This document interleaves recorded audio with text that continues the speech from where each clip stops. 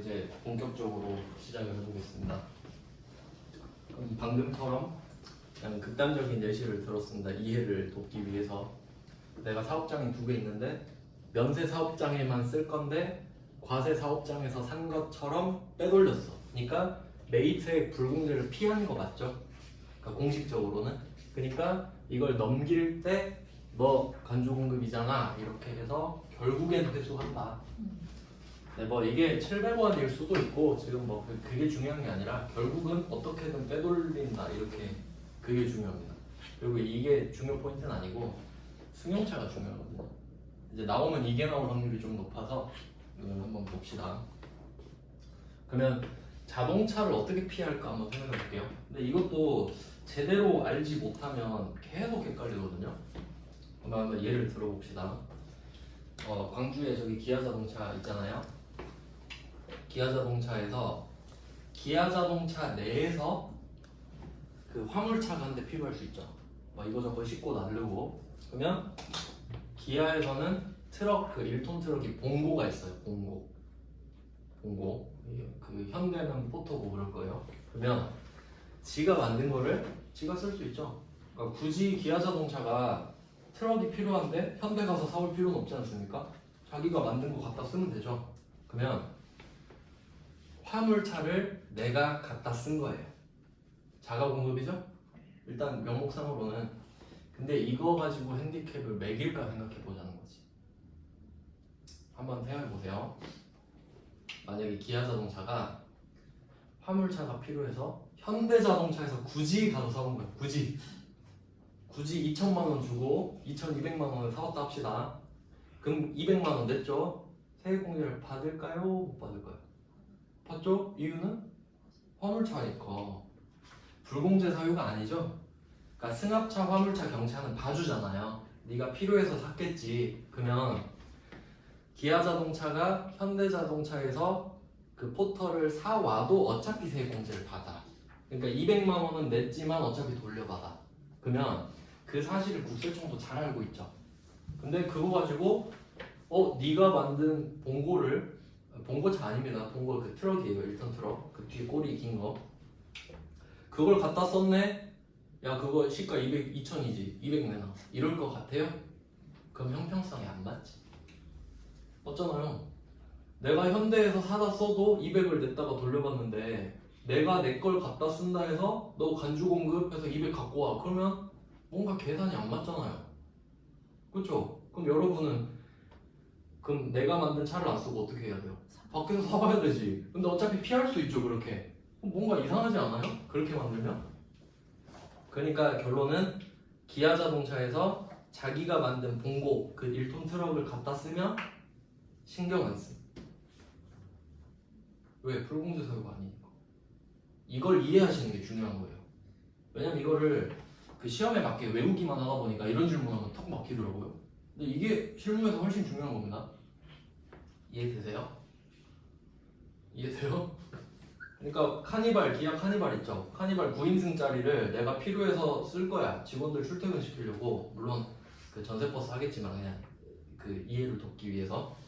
그러면 기아가 카니발을 갖다가 쓰는 겁니다. 그럼 어차피 밖에서 사다 써도 세액공제 받을 수 있죠. 그럼 이 차를 내가 갖다 쓰면 국세청은 보고도 못 본 척 한다 이겁니다. 아무것도 아닌 거예요. 아무것도. 그냥 내가 내 차를 갖다 쓰는 거지 이 그 세법상으로 아무런 영향이 없어요. 이해되시죠? 근데 문제는 뭐냐? 이제 기아자동차 사장님이 야 그 K9 신형 한 대 갖고 와봐. 나 좀 탈라니까. 이럴 수 있죠. 그러면 K9은 그 플래그십입니다. 제일 기아자동차에서 제일 큰 차죠. 그냥 이 사장님이 기아자동차 사장님이 뭐 그리고 광주 지점도 또 따로 있겠죠. 근데 현대에서 G90을 사올 수도 있잖아요. G90 1억이 넘는 차죠. 그럼 이거를 사왔을 때 1억이라고 치면 부가가치세가 1,000만 원 붙죠. 그럼 이거 공제 못 받죠. 근데 이걸 피한 거야 지금. 내가 사실은 G90을 사고 싶었거든요. 근데 그건 현대에서 사와야 되잖아. 그러면 물건의 실질 공급을 받아야 되죠. 그럼 이게 돼버리잖아요. 매입세 불공제가. 그러니까 나 이거 싫은 거야. 그러니까 G90 타고 싶지만 그냥 어때 뭐 K9도 나쁘지 않지 하고 K9 우리가 만든 거 갖고 와 이래버리면 이 과정을 피할 수 있지 않습니까? 맞죠? 그러니까 이때는 이제 과세 면세가 아니고 기아 자동차가 사장님 앞으로 차를 한 대 대령할 거 아닙니까? 그러면 기아 자동차가 사장님한테 간주 공급. 깔끔하죠? 이거 피했잖아요. 피했어? 그러면 사장한테 판 걸로 해. 갖고 와 1,000만 원. 깔끔합니다. 이렇게 하겠다는 거예요. 그러니까 자동차 회사만 적용되는 거죠. 사실 이거는 구입에 해당하면. 근데 유지 임차 가면 할 거 많습니다. 예를 들어 유지는 그럴 수 있어요. 내가 주유소를 운영해. 근데 사장님이 슈퍼카 타요. 그러니까 고급 휘발유 넣어야 되거든요. 그럼 야 고급 휘발유 한 말 갖고 와라. 그럼 그것도 원래는 사장님이 고급 휘발유를 사서 넣어야 되는데 내가 주유소 사장이니까 그걸 피했죠. 그러니까 회사가 주유소가 사장한테 판 걸로 간주 공급을 때려버리면 되지. 깔끔하게 그렇게 정리를 하자는 겁니다. 물론 걸리면 법을 이렇게 만들어 놔야 걸렸을 때 조질 수 있죠. 이런 느낌인 거예요. 그러니까 둘이 똑같은 거 아시겠나요?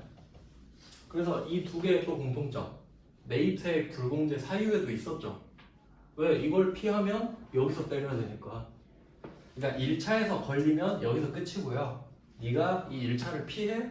그러면 내가 2차로 조져주겠어. 이게 간주공급. 그러니까 후속 조치지, 후속 조치. 이거 진짜 중요합니다. 그러니까 이 구조를 이해하셔야 돼요. 이게 부가가치세에서 제일 중요하거든요. 네, 그리고 이거 판매 목적 타사업장 반출은 제가 다른 색으로 썼잖아요. 취지가 다르니까 마지막에 설명드릴게요. 얘는 그러니까 간주 공급의 원래 취지는 뭐냐면 엿먹어라 이거죠. 너 감히 이걸 피해? 괘씸하네. 이런 느낌이죠.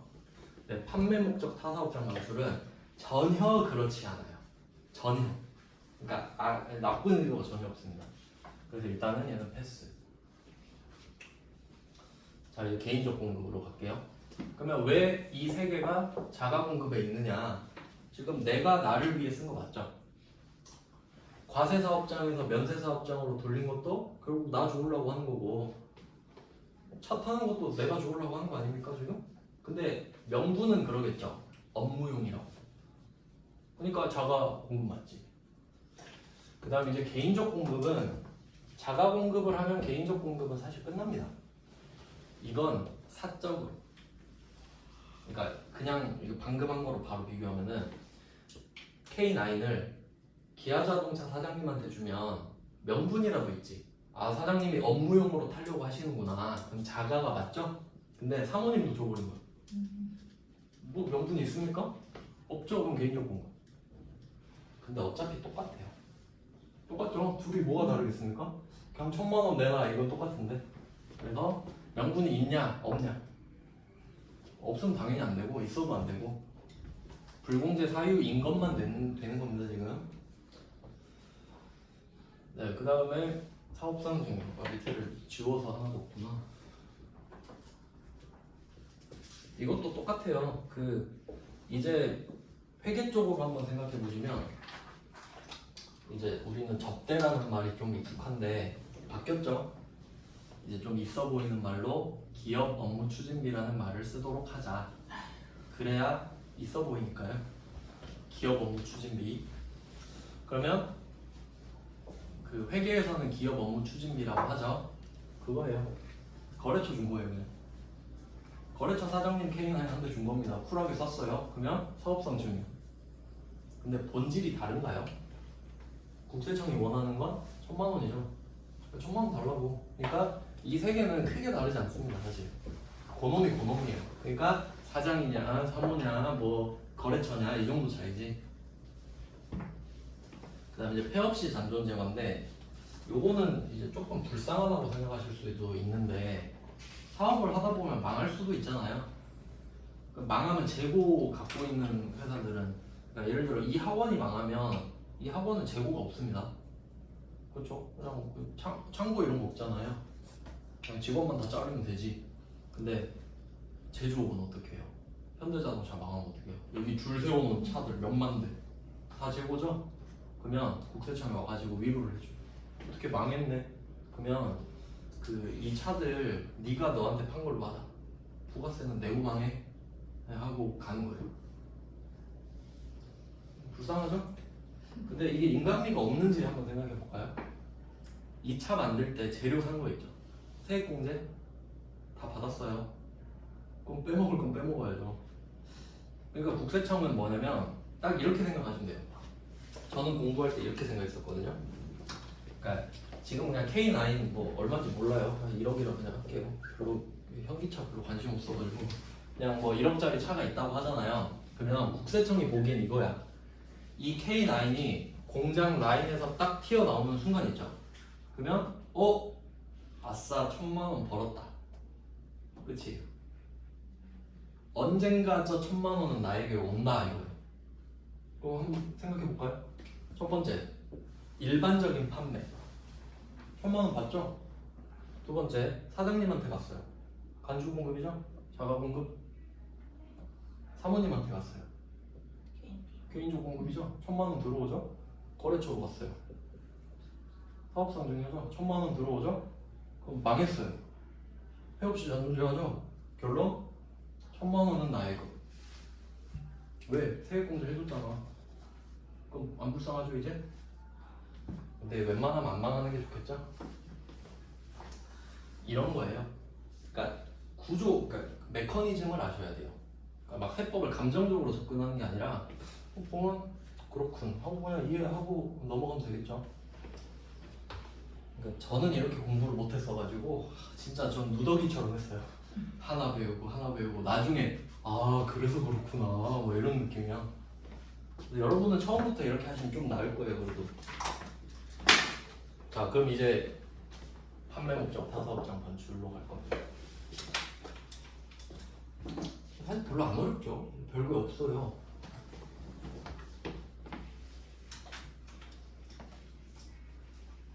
요거는 문제 내기가 굉장히 좋거든요. 판매 목적 타사업장 반출. 실제로 저 세무사 시험에도 내려면 정말 어렵게 될 수 있는 주제입니다.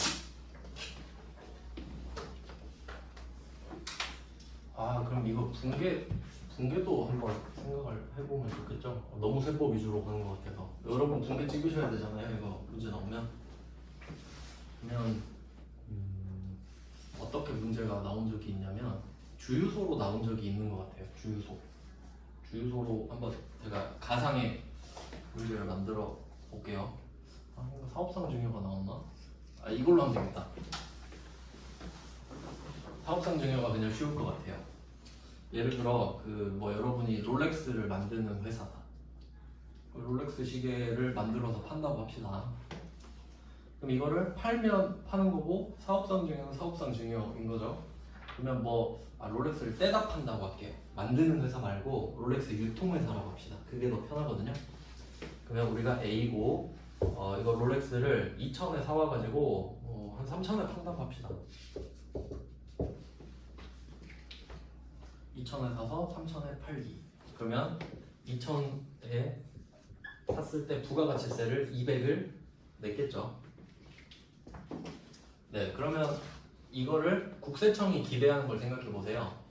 얘가 롤렉스를 떼다 파는 회사니까 하나 살 때 2,200을 사서 그럼 200을 상대방이 이제 내는 거죠. 그리고 얘는 세액공제를 받고. 근데 그럼 왜 기대한다고 했죠? 이거를 200을 해주는 이유는 얘가 3,000에 팔면 나한테 300을 갖고 올 거니까 남는 장사잖아요. 그러니까 해줄 수 있다 이런 느낌으로 보시면 되는데 적대. 딱 적대하기 좋잖아요 롤렉스. 그럼 이거를 적대를 줘버린 거예요. 그럼 어떻게 할 거냐?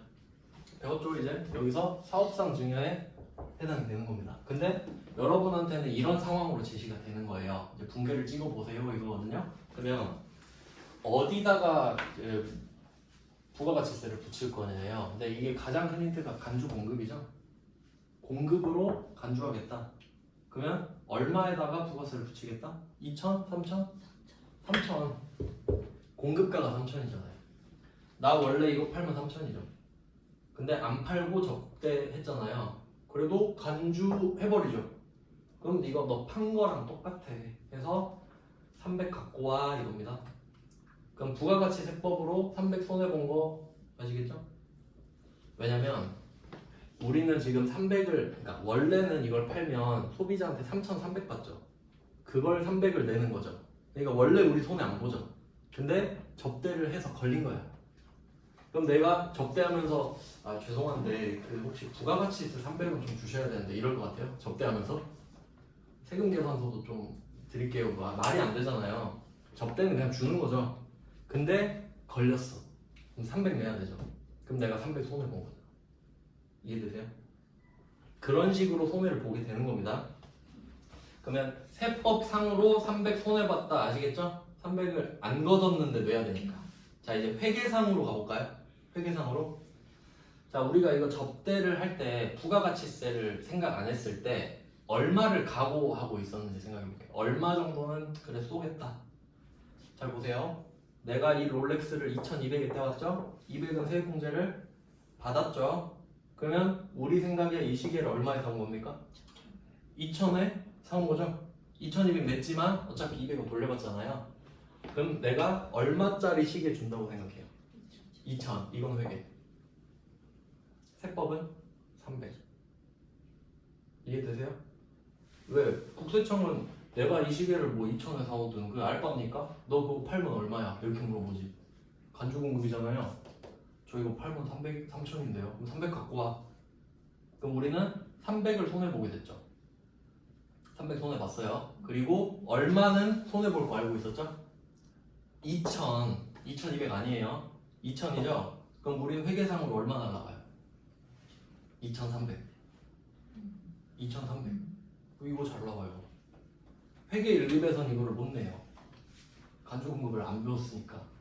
낼 수는 있는데 좀 오버죠, 오버. 그러면 이거를 분계를 찍어보세요. 분계를 해봅시다. 그러면 유형부터 한번 따져볼까요?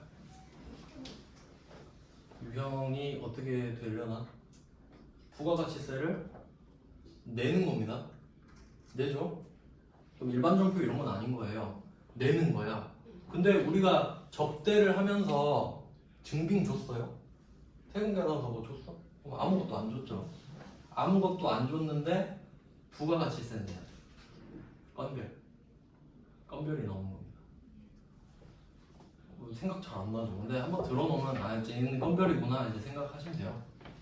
그러니까 원래 건별이 뭔지 생각해보면 현금 결제 했을 때잖아요. 상대방이 거의 누락한다 그랬잖아요. 근데 이제 이게 실제로 건별의 주인공이 되는 겁니다. 그래서 유형은 건별이 14번인가 그렇죠? 숫자는 뭐 상관없죠. 그럼 이거를 분계를 찍는다고 하면 자 우리 입장에서는 상품이 날아가는 거죠. 우리 롤렉스를 팔려고 사왔으니까 그러면 사왔을 때부터 한번 볼까? 사왔을 때부터 한번 볼까?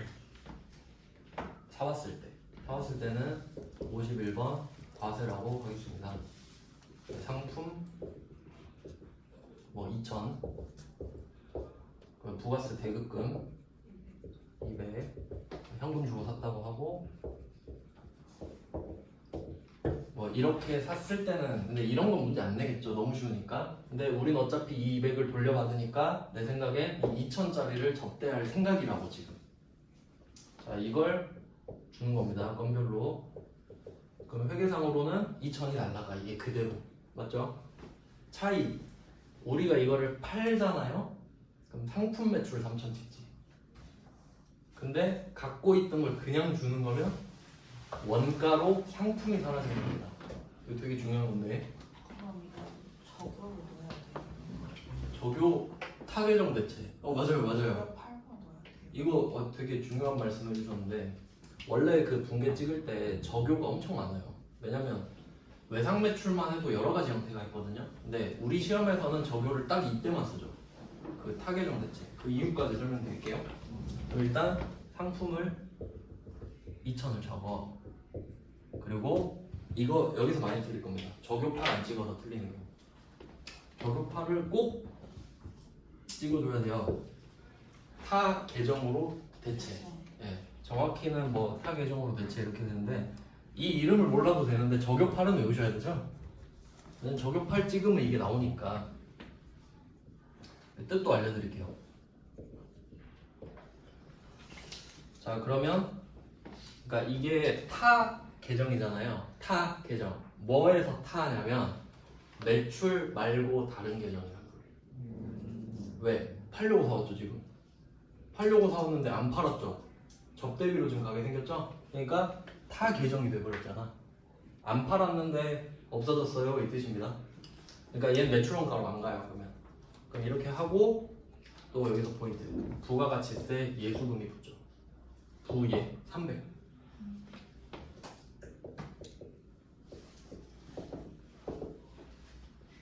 이렇게 돼요. 그럼 우리는 실제로 2천만 원을 날렸고 300도 이제 앞으로 날릴 예정. 그러면 근데 이제 이름이 아예 바뀌었나요? 기업 업무 추진비로? 네, 바뀌었어요. 좀 프로그램은 안 들어가가지고. 아 근데 쓰기가 귀찮은데 기업추라고 쓸게요. 기업 업무 추진비 800번. 800번. 왜? 뭐 영업 쪽이니까.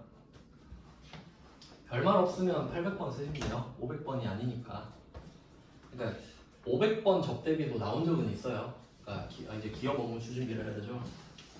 그러니까 500번 기업추는 그런 경우죠. 그러니까 내가 구매부야. 구매부. 물건을 사와야 되는데 이 구입하는 거래처가 대기업이야. 그러니까 이 대기업이 나한테 팔아줄지 말지를 좀 고민하는 상황이면 내가 접대할 수도 있죠. 그런 건 500번 접대비. 그러니까 500번 접대비 나오면 오답률이 좀 있습니다. 얘는 접대를 거의 800으로 생각하기 때문에. 그럼 일단 이렇게 됐을 때 타계정 이게 포인트고요. 그래서 부가가치세랑 회계의 개념이 같이 나오니까 이제 오답률이 굉장히 높습니다. 그러면 이거 실제로 분기 찍을 때 공급 가액에다가 3천만 원 쓰셔야 돼요. 3천만 원. 왜? 그래야 부가가치세가 300이 붙잖아요. 이해되시나요? 그러니까 300을 기준으로 금액을 쓰셔야 된다고. 2000이 기준이 아니라 300이 기준이잖아요. 왜? 메인 매출점표는 부가가치세를 관리하는 차원에서 쓰는 거니까. 그리고 금액을 고쳐주셔야 되는 거지. 건별이 3300 써야 되죠? 그러지 않나? 110% 쓰지 않나요? 건별이? 그런 거 같지 않아요? 근데 제 기억엔 그런데 아니어도 상관없어요. 기준이 300이라는 게 중요해요. 아니면 다시 쓰면 되니까. 3300 써보고 되면 되는 거고 아니면 3000 다시 쓰면 되죠. 그게 그렇게 중요한 건 아니고 분개를 할 수 있다가 중요한 겁니다. 그리고 이거 차이 알려드릴게요. 왜 타계정 대체 이런 애가 있는지. 이거는 이제 그 원래는 회계 1급 결산 때 설명을 해야 되는 부분인데 아마 뭐 못 들으셨을 수도 있으니까 설명을 좀 드리면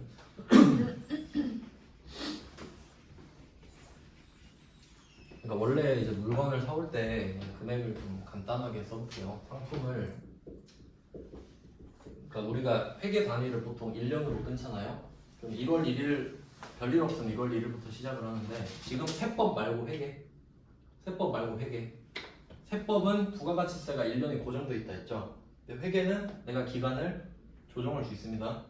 근데 별일 없으면 1월 1일부터 하는 거죠. 그러면 내가 2024년에 1월 1일에 딱 시작했었을 때 2023년 작년 말 있죠. 작년 말을 전기 말이라 그러죠. 전기 말. 그럼 이때 마감 쳤을 거 아니에요. 그러면 그게 그대로 올해 초로 넘어오죠. 이게 단기 초 아닙니까? 이거는 불변의 진리죠. 12시를 딱 기점으로 그러니까 어젯밤 12시랑 오늘 밤 그 시작하는 00시랑 똑같죠?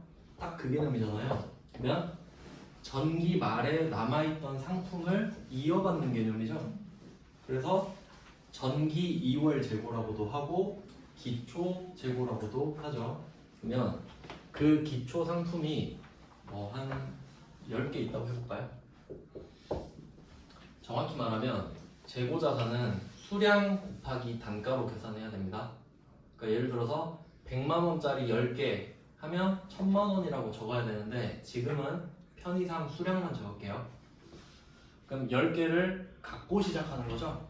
이건 사온 게 아니에요. 이미 시작할 때 10개가 있는 거야. 그러니까 여러분 오늘 아침에 일어났는데 지갑 봤는데 10,000원이 들어있는 그런 거지. 그리고 올해 100개를 사왔다고 합시다. 단기, 매입 이런 식으로 표현할 수 있겠죠. 자, 이걸 자연스럽게 T 계정에 넣는 거예요. 이렇게 상품에서. 그럼 상품은 자산이죠. 그럼 자산이니까 증가를 차변에 쓰고 감소를 대변에 쓰죠. 이걸 모아놓은 걸 T 계정이라고 해요. 자, 이렇게 하면 내가 1월 1일에 10개가 있었어. 근데 단기에 100개를 사왔습니다. 그러면 우리가 판매가 가능한 게 몇 개죠? 110개. 그래서 이거를 판매 가능 재고라고 해요. 너무 당연하죠? 요거는 원가 쪽에서 많이 보실 건데 원가를 아마 제대로 안 배우셨을 것 같네요. 지금 한번 보시면 될 것 같아요. 판매 가능 재고 110. 자, 이렇게 된 겁니다. 자, 이제 문제는 몇 개를 팔았냐 이렇게 되는데, 그럼 이게 10개를 사오고 10개가 있었고 100개를 사왔을 때 이제 파는 이슈가 있잖아요. 그럼 이제 물건을 팔 때 한 개의 원가를 그냥 100원이라고 해볼게요. 이건 수량 10개, 수량 100개. 근데 헷갈리니까 1,000원으로 해야겠다. 얘 둘은 수량이고 원가가 1,000원이라고 해볼게요. 그러니까 얘들을 1,000원에 다 사온 겁니다. 근데 이걸 1,200원에 파는 거예요. 팔아볼게요. 여기서 조금 집중을 해주셔야 됩니다. 1,000원에 사왔으니까 1,000원에 팔면 안 돼요. 그래서 1,200원에 팔려고. 자, 그러면 이제 순자산의 증가, 상품 매출 1,200원에서 수익 발생했습니다. 우리가 쓰는 분계를 생각해 볼게요. 보통 그냥 현금이라고 하겠습니다. 분계는 간단하게 이렇게 쓰면 끝나요. 사실 부가가치세 없다고 했을 때요. 자, 이렇게 되는 건데 이렇게 하면 분계가 끝입니다. 실제로 팔 때. 근데 숨어 있는 게 있어요. 숨어 있는 거. 우리가 물건 팔 때 딱 1,200원만 번 건가요? 1,000원에 사온 거 줘야 되죠. 1,000원에 사온 걸 줬으니까 1,200 받는 거잖아요. 그러니까 이 거래 한 건에 대해서 200원을 버는 거예요. 맞죠? 그러니까 이 밑에 숨어있는 분계가 있단 말이에요. 숨어있는 분계가. 우리가 이걸 하진 않습니다. 근데 저절로 돼요. 그럼 어떻게 되죠? 상품 1,000원짜리가 없어지죠. 근데 여기에 적용할 쓸까 안 쓸까? 털렸잖아요. 그럼 얘는 지 계정 간 거 맞죠? 상품을 왜 사왔죠? 상품 매출로 대체하려고 갖고 왔죠? 그럼 지 갈 길 갔으니까 얘는 아무 말도 하면 안 돼. 근데 아까 접대한 건 어때요? 팔려고 사왔는데 접대하고 있죠? 그럼 야, 너 상품 매출이 아니라 접대기네? 타 계정으로 갔네? 표시 해줘. 자, 왜 그런지 이제 다시 갑니다. 그러면 상품, 자산 없어지고, 그럼 우리가 이 상품 매출이라는 수익 1,200원을 내기 위해 1,000원을 쓴 거죠. 그러니까 이 매출액을 위해 쓴 돈 원가, 매출 원가 이렇게 가는 건데, 참고로 이 설명은 그 회계 강의에 해놨어요. 근데 대충 이 정도는 아실 거라 생각해서.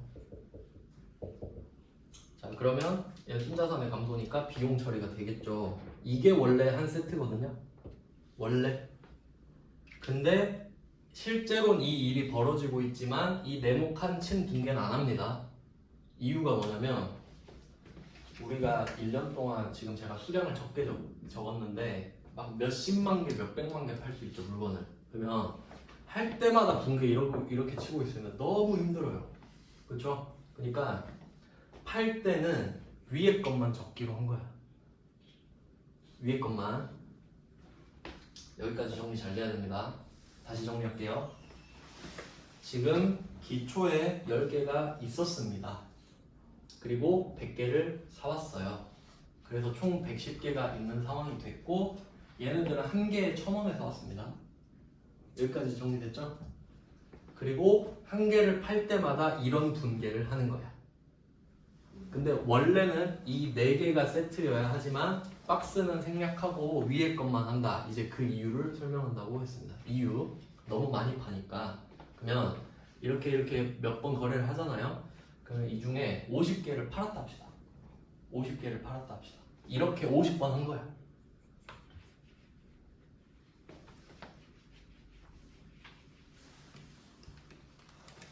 너무 피곤하면 좀 편하게 보세요. 그러면 여기서 50개를 팔았어요. 자, 그럼 어떻게 하냐면 이게 분계를 어떻게 하냐면 지금 110개 있죠. 110개를 밑에 박스 분계는 안 한다 그랬잖아요. 근데 이거를 꾹 참고 기다리다가 12월 31일이 되잖아요. 그러면 110개를 다 없애버려요. 그냥 다 없애버려. 그걸 보여드릴게요. 12월 31일이에요. 그럼 이게 상품이 지금 110개가 있는 거잖아요. 근데 이게 실제랑 한번 비교해 볼게요. 우리 장부에는 110개가 있는 걸로 기록이 돼 있어요. 왜냐면 밑에 네모 박스 분계를 안 하기 때문에. 근데 실제로 50개를 판 거예요. 그럼 실제로는 창고에 70개 있어요.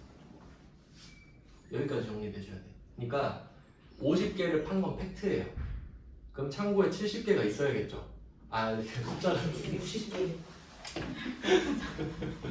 죄송해요. 바보예요. 60개가 있어야 되지. 60개가. 아, 표정이. 예. 그러면 110개가 있는데 50개를 팔았으니까 창고에 60개가 있는 게 팩트. 근데 장부는 110개로 못 따라오고 있는 거야. 근데 이게 사실은 100개, 50개는 쉽잖아요. 근데 막 5,892만 3,200개 그럼 못 해버려. 그냥 12월 31일에 이 110개를 다 털어버려요. 그냥 다 털어버려. 그러면 정확하게는 110개 곱하기 1,000원 이렇게 되겠죠. 근데 그냥 수량으로 하기로 했으니까 이 110개를 장부에서 없애버립니다. 다. 그럼 너무 극단적이죠. 110개 중에 50개를 팔았으니까 60개가 있거든요. 근데 그냥 다 없애버려. 왜냐면 귀찮으니까. 다 없애는 건 쉽잖아요. 그래서 얘를 매출 원가로 잡아버립니다.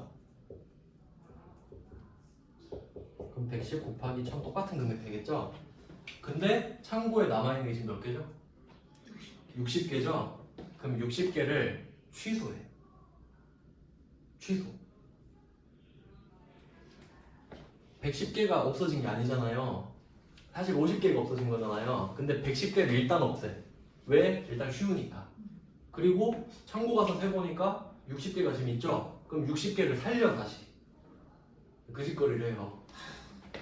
왜냐면 그게 편해요. 그러니까 지금 뭐 왜 저 지랄해 이럴 수 있는데 실제로는 그게 편하니까 그렇게 하는 겁니다. 다 없애는 건 쉽잖아. 그리고 세서 이거 있네 그럼 다시 살려. 그게 더 편해요. 그러면 이제 실제로 창고에 몇 개 있죠? 60개가 있죠? 60개랑 1,000원 이렇게 해서 살린다 이거야. 다시. 그러면 매출원가를 취소해야지. 자, 이거를 12월 31일에 하는데 그 전산회계 1급 때 결산해서 기억나세요? 재고자산 얼마 줬고 얼마 줬고 그거야. 그거 하는 거야. 그럼 그 금액을 적으면 지가 이 금액을 살리는 거예요. 그럼 그 전에 뭘 했다? 다 털어놨어 지가. 12월 31일이 되면 자연스럽게 모든 재고를 다 없애요. 매출원가로 다 빼. 그리고 그 12월 31일 결산 들어가서 얼마 있는지 적죠. 원재료 얼마, 제공권 그걸 다시 살리는 거예요. 그러니까 자동 결산이 되는 거예요. 이해되세요? 그런 구조야. 그러면 이제 정리가 돼요. 자, 제가 몇 개 팔았다 했죠? 50개. 제가 틀리니까 물어봐야지. 자, 그러면 얘는 매출이 됐으니까 그러니까 매출 원가도 사실은 정확하게는 그런데 만약에 내가 이 중에 접대로 20개를 했다고 할게요. 그러니까 50개는 팔고 그 사이사이에 접대로 20개를 했었어. 그러면 걔한테도 표시를 안 해주면 매출 원가로 넘어가 버리죠. 방금 그 구조로 봤을 때. 그러면 얘는 접대를 했습니다 라고 표시를 해줬을 거 아니야. 저격팔이 있는 거야. 어때요? 놀랍지 않습니까? 내가 이거 처음 알고 엄청 놀랐는데? 너무 아무렇지 않게 말해서 그런가? 그러면 여기서 타 계정 대체가 20개가 표시가 돼요. 표시를 했으니까. 그러니까 접대를 한 개 할 때마다 저교파를 찍었죠. 그럼 그게 12월 31일에 20개가 모인 겁니다. 자, 그러면 이제 기말 재고가 몇 개 있다고 되겠어요? 40개가 됐다고 하겠죠? 그러면 40개만 살리지. 이 타계정 대체를 지가 매출원가로 안 잡았을 거 아닙니까? 저절로. 그러니까 우리는 40개만 살리면 돼요. 왜? 창고에 40개가 사실 있으니까. 그런 구조입니다. 그러니까 이 사실을 알아야 왜 결산 때 원재료 제공품 제품을 적기만 하면 되지? 이걸 알 수 있는 거지. 왜냐면 지들이 12월 31일이 되는 순간 다 재고를 대변으로 빼버리고 매출원가로 정리를 해버리니까 그럼 우리는 남아있는 것만 다시 세서 살려주기만 하면 된다. 그게 실무적으로 편하죠. 그러니까 거래 한 건 한 건에 아까 제가 박스에 있는 거 안 한다 그랬잖아요. 12월 31일에 한 번에 하면 되는데 뭐하러 맨날 하냐 이거죠. 훨씬 편하죠. 다 털고 있는 것만 살리고 요거예요. 그러니까 여러분이 프로그램을 쓰시니까 이제 프로그램이 아 그렇게 돌아가서 그렇구나. 그러니까 꼭 알아야 되는 거지. 이거 안 하면 안 되죠. 왜? 매출원가로 잡혀버리잖아요. 그러면 나는 더 많이 판 회사가 돼버리지. 그럼 이거는 분식회계가 될 뿐 아니라 우리가 우리 장부를 확인을 못하는 게 돼버려요. 그러니까 아무도 진짜 장부를 몰라. 그래서 이렇게 흘러가는 겁니다. 아시겠죠? 그러니까 표시해주는 이유를 설명을 드렸어요. 그러니까 다 연결돼 있어가지고 이거 하다 보면 저기가 있고 막 계속 그래요. 재고자산까지 왔잖아요 지금. 그래서 분기까지 보여드렸고 저격팔까지 보여드렸습니다. 네, 이제 판매 목적 다 확정 반출. 아, 이게 진짜 복잡해요. 정리하기가 다른 부분도 포함이 되고 그래서 얘는 취지가 다르다 그랬는데 이거 간주 공급 있잖아요. 나중에 얘 친구 나오거든요. 간주 임대료라고 또 있는데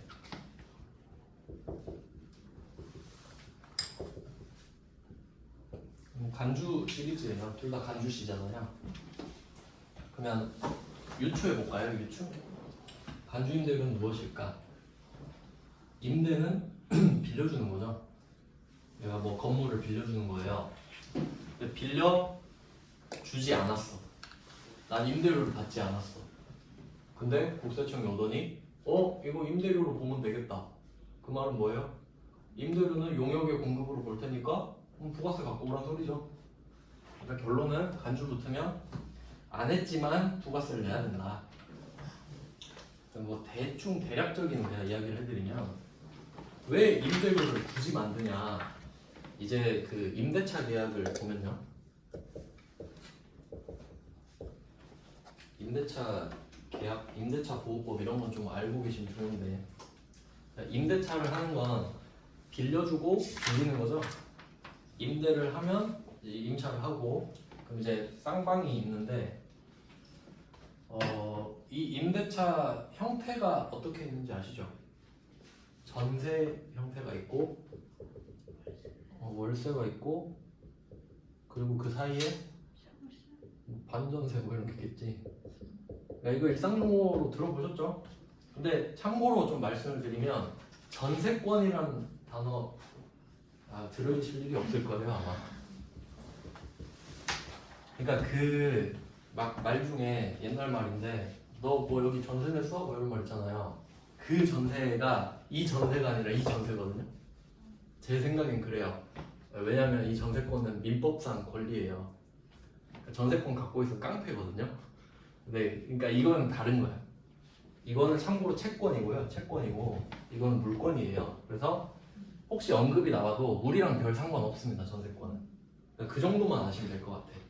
그러니까 우리가 임대차 계약할 때 전세, 월세 이거 아시죠?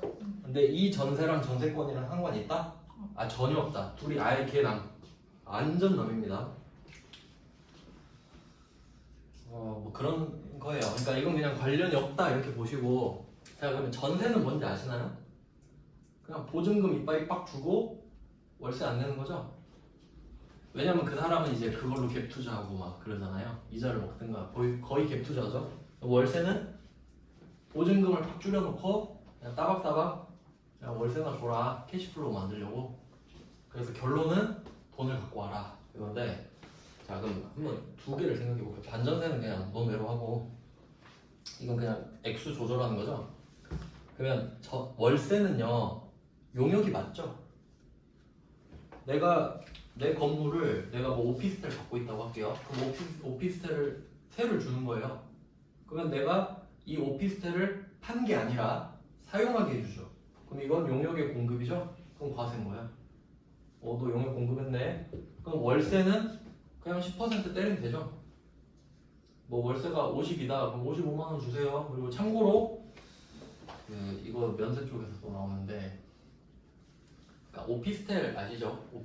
오피스텔은 허가가 높게 나요. 그래서 엄청 높다 싶으면 오피스텔인데 원래 사무실로 쓰는 건물이죠. 근데 어떻게 해요? 그걸 사무실로 씁니까? 살아버리죠 이제. 그러니까 이름이 주거형 오피스텔이라는 변종이 나오고 오피스텔은 그냥 주거형이 돼버렸죠 이제. 그러면 만약에 이게 그 주거형이잖아요. 주거형 오피스텔인데 월세가 50이잖아요. 면세. 여기엔 부가가치세가 붙지 않아요. 이유를 생각해 보시면 그 제가 최저하는 면세라 그랬죠. 그럼 살아야 될 거 아니야. 그럼 살 때 제일 좋은 건 내 집이 있는 거죠. 내 집 없으면 어떡해요? 빌려 살아야 되죠. 그럼 빌려 살아야 되는데 돈이 없잖아요.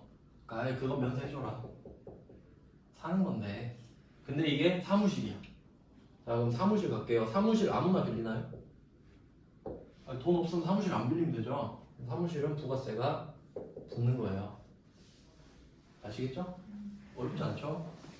왜냐면 사는 것도 최저잖아요. 최저. 그러니까 내 집이 없으니까 빌려 살 거 아니야. 그러면 그거 빼줘라.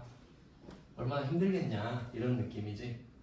그러면 면세 사업자 이 주거용 오피스텔 하는 사람은 좋겠죠. 덜 미안하니까 부가세 안 받잖아요. 하지만 아시죠? 면세 사업자는 화풀이를 세입자한테 다 하고 있어요. 이건 그냥 참고사항이고요. 그럼 이때 월세는 부가세를 붙일 수 있는 거죠. 주택에는 안 붙이는 거고. 근데 전세로 가봐요. 그러니까 그냥 나 월세 뭉개고 그냥 전세로 끝냅시다 이러면 보증금으로 딱 끝내버릴 수 있죠. 근데 국세청이 발을 동동 구르고 있네요 옆에서. 왜? 보증금을 줬다가 돌려받죠.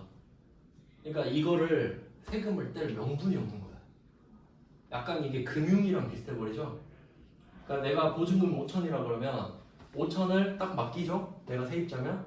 근데 국세청이 와가지고 야 너 5천 벌었네? 이러니까 아니요 이거 돌려줘야 돼요. 그러니까 이거 방법이 없나? 이거 좋다. 임대료로 보자. 갖고 오세요 하는 거예요. 그래서 그 고시하는 세율이 있어요. 요새 금리 높죠? 지금 한 3. 몇 프로 될 거거든요. 그러니까 그 율을 정해줘요 그냥.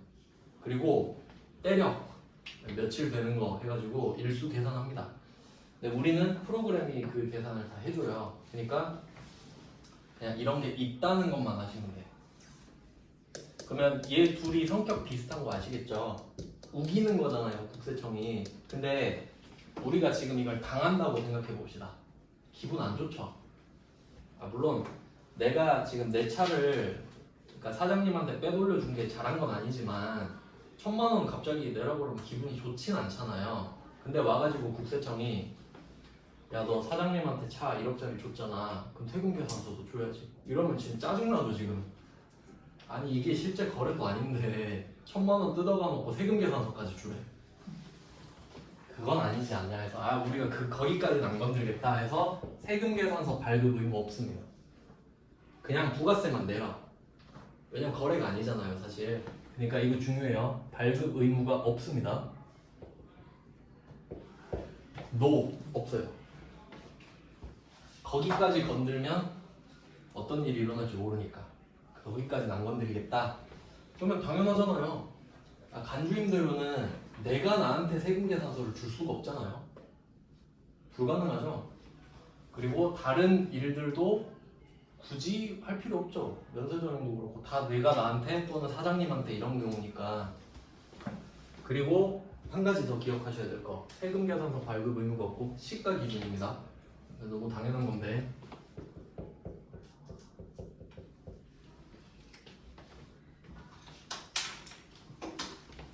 이 두 가지 기억하셔야 됩니다. 그럼 어떻게 이름에서 찾을 수 있는지 알려드릴게요. 자, 이름이 간주 공급이죠. 간주 공급. 자, 공급은 파는 거죠. 원가에 팔아요? 시가에 팔아요? 시가에 팔죠? 그러니까 시가 기준.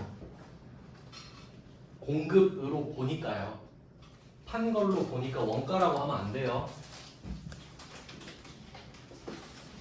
그 다음에 간주죠, 간주. 이 말은 안 팔았다는 소리지. 안 팔았는데 판 걸로 보자 이 말이죠. 그러니까 안 팔았으니까 세금 계산서 발급 의무 없다. 이 두 개를 도출해내시면 돼요. 알겠죠? 이거 진짜 중요한 겁니다. 간주 공급의 기준. 근데 여기서 예외. 판매 목적 타사업장 반출. 네, 요거는 아예 상관이 없습니다. 그러니까 이게 그 간주 공급은 맥락이 너 엿먹어라 이거로 했죠? 대놓고 매기는 거예요. 근데 판매 목적 타사업장 반출은 아닙니다. 그냥 도와주려고 이런 느낌인데 성격이 너무 달라요. 그래서 얘는 시가 기준도 아니고요. 세금 계산서 발급 의무도 있어요.